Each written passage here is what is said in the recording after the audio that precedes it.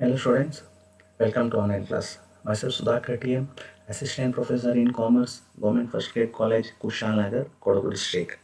Uh, in this session, I am going to explain you problems on computation of taxable income and tax liability of a company. We'll see two problems with a solution. First one, following is the profit and loss account of Suryadev Company Limited for the year ending 31st March 2020. See, they have given profit and loss account of the business or of the company. Opening stock, purchase, wages and salaries, administrative expenses, contribution to RPF, selling expenses, interest, underwriting commission, general expenses, welfare expenses, depreciation, penalties, GST paid, income tax, general reserve, proposed dividend, net profit. Then on the credit side, sales, closing stock, rent of stock quarters, premium on issue of shares, dividend from foreign company, gains on sale of investment, refund of GST, then refund of income tax. So in this problem, see, business expenditure as well as other expenditure. That means expenditure which are related to other rates also included. Even the personal expenditure also. But the expenditure which are related to other heads and the personal expenditure all are called disallowed expenses. Should be added back to net profit.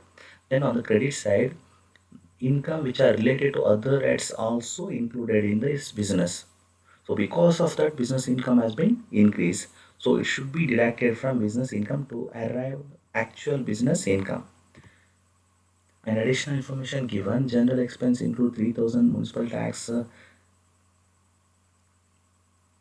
Okay, general expense include 3000 of municipal tax and rupees 7,000 repairs paid in respect of staff quarters, which are let out in the interest of business. Rent from staff quarters, it is a business expenditure only. Rent from staff quarters, which is related to business only, so it is business income. Depreciation allowable as per IT rule 75,000 should be deducted. Investment were bought in January 2016 and sold in March 2020. Okay, so that means it is a long-term capital gain. Welfare expenses include 10,000 spent on promoting family planning amongst employees. Interest includes 6,000 paid on loan taken for the payment of income tax liability. Compute total income and tax liability of the company. See, while calculating the total income, first we should calculate the business income. For that, first we should take net profit as a base. For that net profit, we should add all the disallowed expenditure. See, underwriting commission. Underwriting commission, uh, it is a miscellaneous expenditure, and only 1/5 of this expenditure should be charged for this year. Remaining should be carried forward for the next years.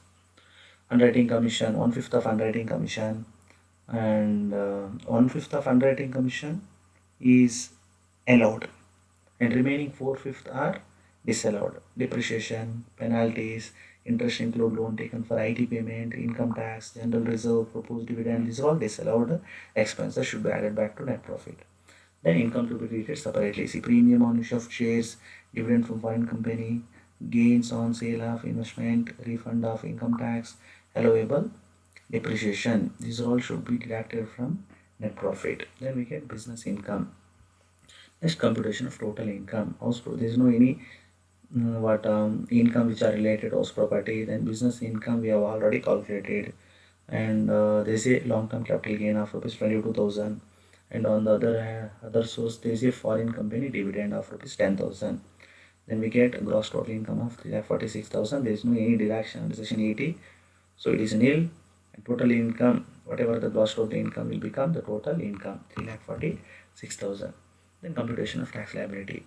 See, there is a long-term capital gain. On long-term capital gain, we know a flat rate of 20% of tax should be charged, and on the remaining balance 30% tax are charged. And on 1,01,600 we should add a health and education cess of 4%, and we get total tax liability of rupees 1,05,664. And second problem also given here also, expenditure which are related to business as well as other heads, and expenditure which are related to personal also included. Again on the credit side, income which are related to business and income which are related to other heads also included. It should be deducted from the net profit.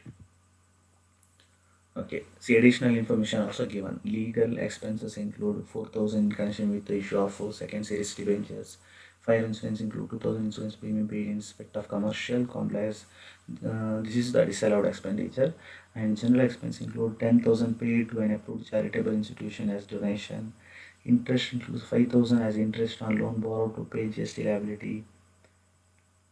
Interest on loan borrowed to pay GST liability is the allowed expenditure. Depreciation allowable as per IT Act 48,000. Compute total income and tax liability.